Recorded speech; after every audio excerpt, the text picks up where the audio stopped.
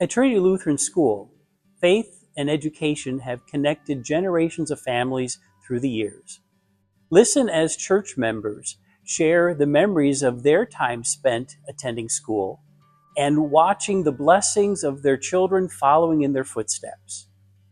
As we look forward to that shared history that we have, we are committed to building a Christ-centered education for future generations.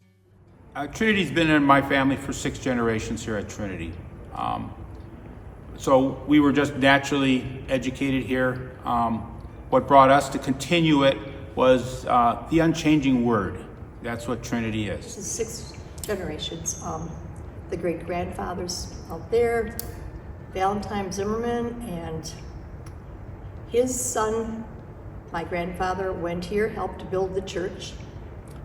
My father went here, and it was a German-speaking church and school, but he must have got a real good education because he went to Milwaukee School of Engineering and did very well. Well, I'm proud to be a 4th-generation Trinity member, and I was baptized here, went all through 8 grades here at the new school, which is now the old school, and I was married here also. My parents, there was no question that we would come here because this was a small, tightly knit church and community. All the families knew each other, the kids knew each other, and our parents knew that we would get a good education, Christian education, and that our friends would be people like us. And I think that was important to them. Yeah, and I was baptized here in 1954. I'm also 4th generation for this church and school. I'm a church member for many years. Confirmed here in 1968. It's been a great memories, really good experience. When I married, my father gave us some land, which is near here. We built a house, had children, and my husband still says it was the best thing that ever happened because they got to go to this great school. I think the thing that comes to my mind, first of all, is the Christmas Eve program, the highlight of every school year. And we would practice a month or more in advance. And know lines perfectly, the songs perfectly. And when the big day came, we would march into church. Our parents were all here. The church was packed.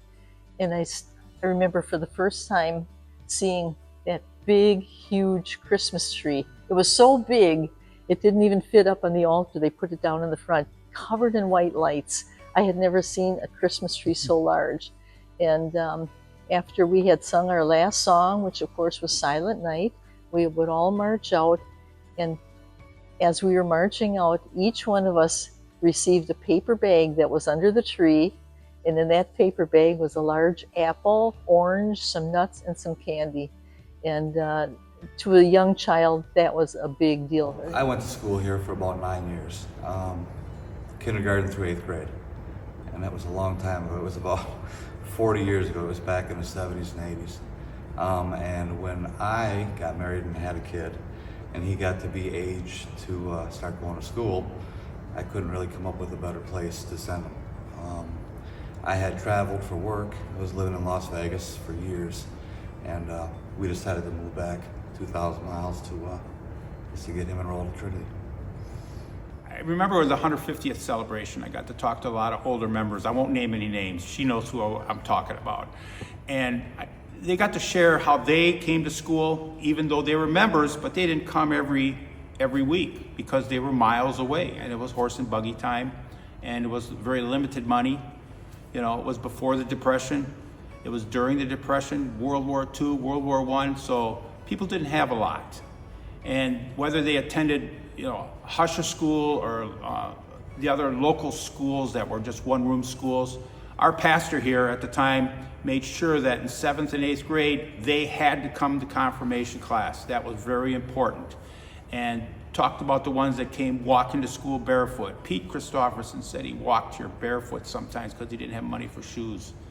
And the Harbachs, Dorothy Harbach, she talked about coming to school and having to cross the creek, and there was snakes in the creek. And But those roots run deep and the foundation is planted. And I think that is so important. Today especially, I think kids need that anchor, that foundation, that Christian foundation, because the world is pretty challenging out there.